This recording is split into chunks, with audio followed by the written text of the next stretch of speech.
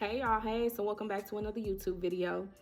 So today's YouTube video, y'all, is going to talk very briefly. I'm not going to spend too long, but I want to talk very briefly about how many people are actually engaging in spell work and witchcraft and they don't even know that they're doing it.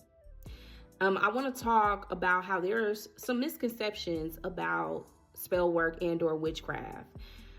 People use those terms interchangeably, right? And it really just depends on who you're talking to, right? Some people may use the word witchcraft as an umbrella term, and under that umbrella term is different forms of energy work, spell work, or African or indigenous cosmological systems.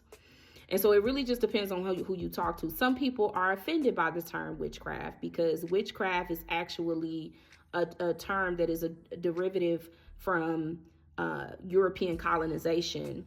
When European colonists entered into Africa and they began to observe African people, some of the first forms of attack of African culture was actually our spiritual systems. Same thing with many indigenous people around the world. Some of the first journal entries of European colonizers, besides commentary on aesthetic features, was their primitive practices, and they were commonly referring to their spiritual systems or beliefs, right? And so when I think about the term witchcraft coming from that history, it's not really a term that I like to really use a lot, because again, it's very derived in this othering of look at those, primitive, savage people over there practicing they weird, dark, demonic shit, right? And even to this day, it's the way that people often talk about, Ifa or voodoo or Santeria, or, just the numbers of hoodoo, whatever, anything that's not traditional religious systems. The way that people talk about these systems is as if they are dark, which is really colorist if you think about it, right? The fact that darkness is associated with evil and bad should really warrant some questioning and inquisitiveness on our behalf as Black people. Like, why is darkness associated with evil, right? And so nevertheless, that's not what this video is getting into. It connects and it applies, which is why I brought it up. But the point that I'm trying to make here, y'all, is that we have a lot of misconceptions about these African and indigenous spiritual systems, right? And it's easy for people to look down and be like, oh my God, look at that witch. She's a witch. She has a nose ring and she puts shells in her hair and she's practicing all of that weird stuff, and she has tarot cards, and oh my God, witch burner, right? So people get real gnarly, right, when they find out that you are honoring your indigenous systems, right? Or what your ancestors did before they were colonized. Now, I want to be clear, y'all, this is not about separation. I believe that when you evolve into really true spiritual maturation, you see truth in God, and you can find it in anything.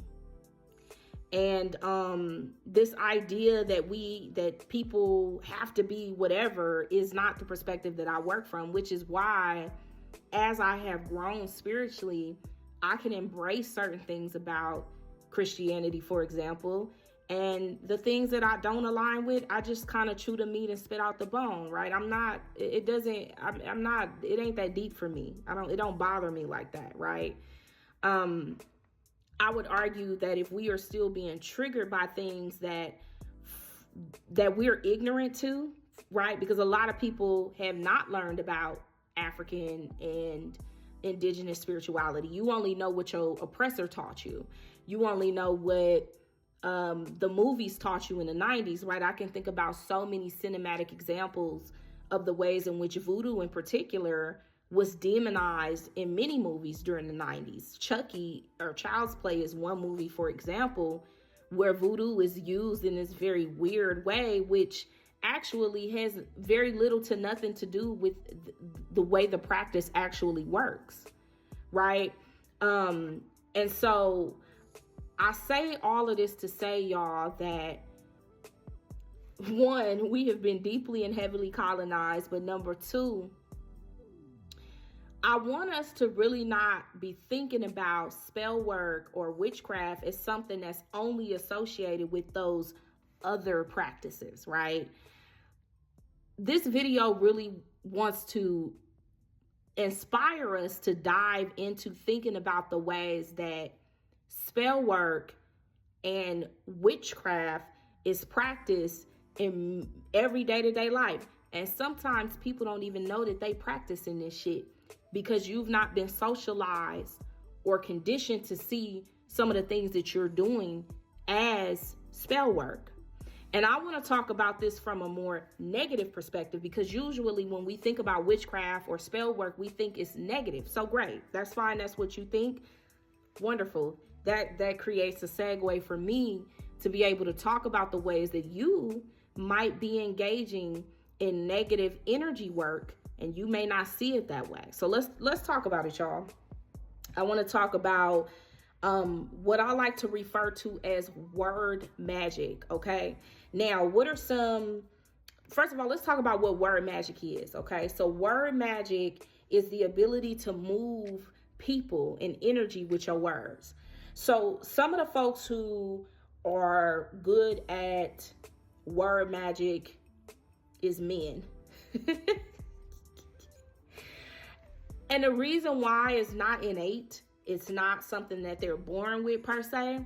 It's more so about the ways in which boys and men are socialized, you know, depending on what cultures you come from and where you grew up. But where I'm from, boys and men were socialized to have mouthpiece, to have game, right?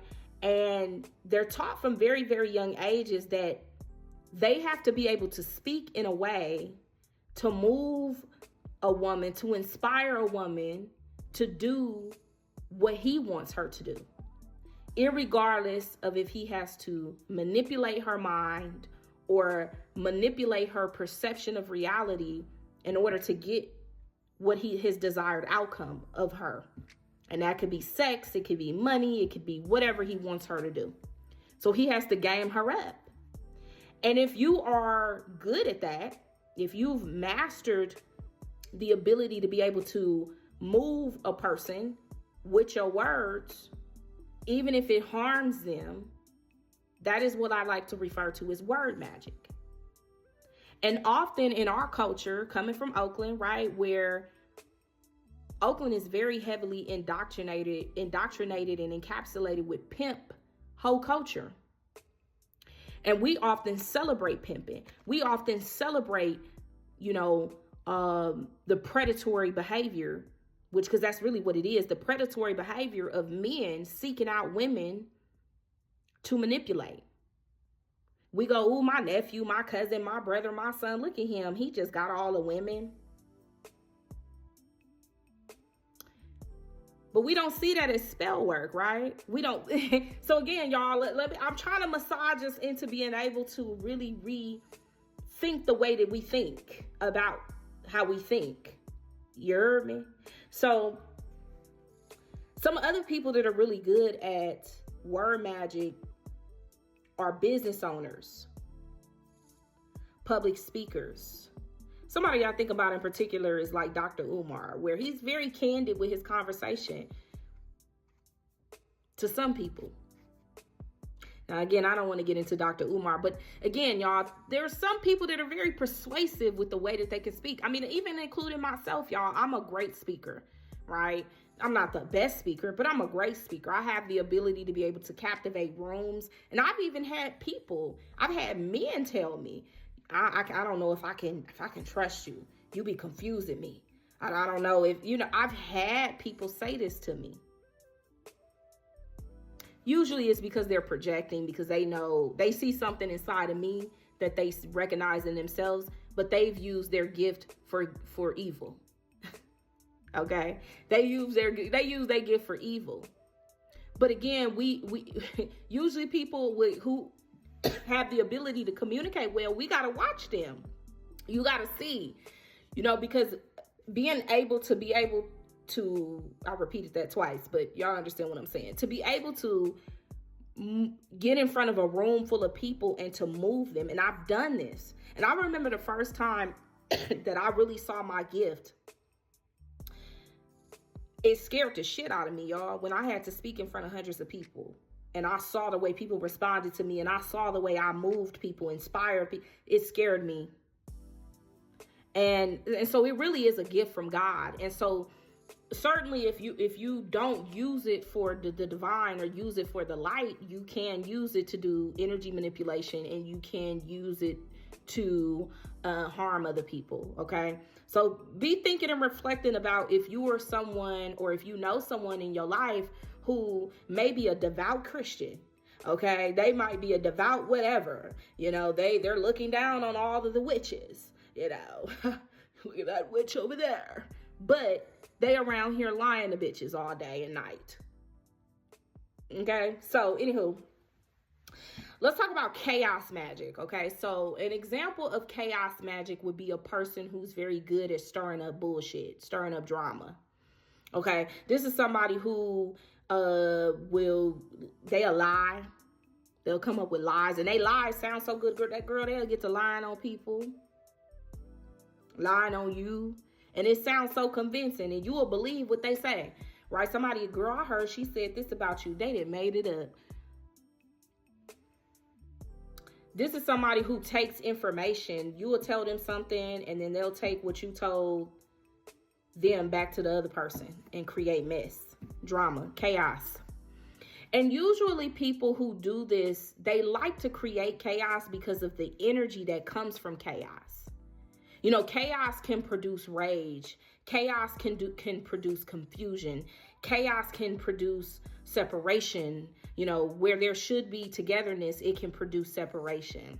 And so people who are good at this, they feed off of that negative energy. It makes them feel good. But again, this might be a devout Christian. This might be somebody who could never, honey, play with tarot cards, honey, never get into them. But they be all up at the church, be all up in the studio, all up in the records, all up on the songs, dancing, stirring up mess. Do you know somebody like that in your life who is messy? This is someone who does chaos magic, confusion magic, okay?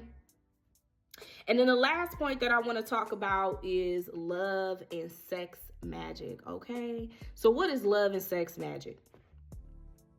Love and sex magic is, let's start first with sex magic. And I think these are different, but I want to talk about them as sort of something that are similar.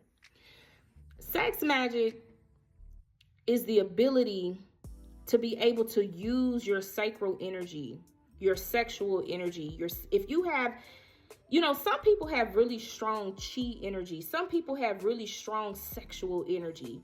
Some people walk in the room and they just ooze sex. Ooze it, drip it. And they can use this energy as a way to cloud the perceptions of other people. So this could be a person who is very good at knowing how to make you feel good. They know how to talk to you. They know how to do it to you. They know how to look at you. They know what spots to touch. And they do all of these different things as a way to control you, to control your mind, to control your decisions. They know if I just call them over here, for example, let me back up.